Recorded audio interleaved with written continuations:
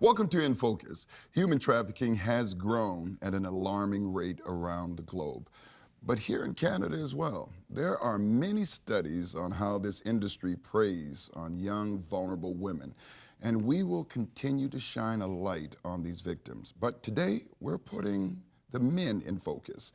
Often called Johns, they come from any age and background. They could be your neighbor, your brother, or your friend. Here to talk about the Johns is the author of The True Story of Canadian Human Trafficking, Paul Boga. Welcome, Paul. Thanks, Brian. You know, when I read through your book, it really gripped my spirit, especially as a dad with a daughter. And I was really exercised because when I think about what we're dealing with, this is something that we can actually do something about. Can you talk to us about the demographic and the men that are the Johns as we start focusing that light? The Johns who are paying money for sex with girls are anywhere from typically 30 to 60 years old, and they can come from any background. Yeah. So these are men that you could very well, as you discussed, could be your friend, could be a relative, could be anybody. And it's very deceiving because we sometimes think that Johns have to be from a certain area or from a certain type of background, but really they go across so many different lines. Well, there's such a stereotype and a stigma around that because we think about it's something over there or somewhere else. But when we're talking about our age group, so it could be our buddies and our brothers and our friends as well that are engaged in this. And this dirty little secret that's been going on, how does human trafficking actually work in Canada? Because through your book, you begin to share some very interesting things, how girls are recruited in. And it's not necessarily as much as we would think from different parts of the world. 93% of all the girls who are trafficked in Canada are born and raised right here in Canada. And so the men are Canadian men who either find it online or find it through another friend. And so these men are searching through different social media to try and connect with girls who are girls next door, could be going to your school. But when you think about the money behind it, how much money are we talking about? Traffickers can make $250,000 per victim per year.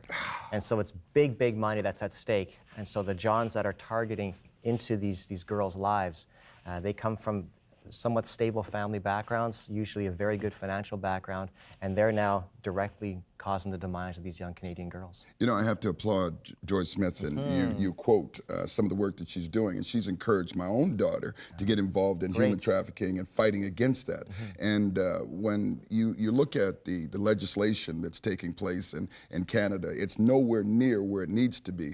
But how could we now begin to stand up and get engaged into the fight? Because if this is your age and my age, I'm thinking about Mike Tomlin, the Steelers coach, and he began to challenge not only his entire team, the Pittsburgh Steelers, but he began to now get involved himself. And I need to get more involved in this because this has got to stop. Could you help us with this? Yeah, first thing is awareness. We need to tell our young men about what's really happening. We need to tell them about the dangers of what's happening in terms of human trafficking, that our daughters, our nieces, our granddaughters are not for sale.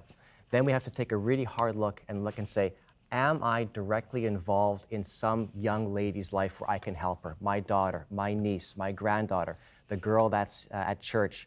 Is there some way that we can share the love of Christ with them to build them up and to say, you know, you're an awesome person. You don't have to fall for the prey that's happening from these guys that are coming after you. Well, you know what? I'm going to go a little further as well. You know, November is Movember, and not only are we making sure that our prostrate is healthy, but I'm going to ask you to begin to date your daughter. I'm going to ask you in that church, wherever you are, that men's group, that November is going to be the month when you see the poppy.